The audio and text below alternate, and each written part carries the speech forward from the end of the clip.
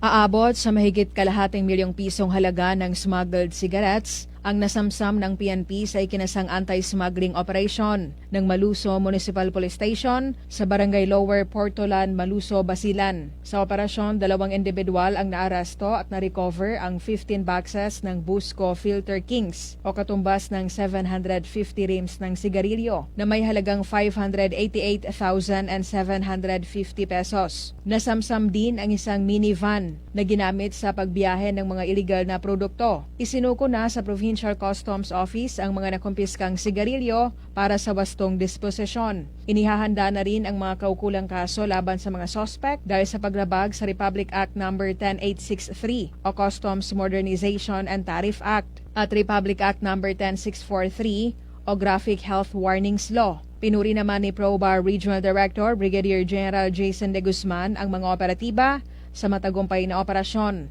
at binigyang diin ang kanilang pagbabantay at maayos na koordinasyon laban sa mga iligal na gawain. Rufa Mocalid, NDBC, Bida Balita.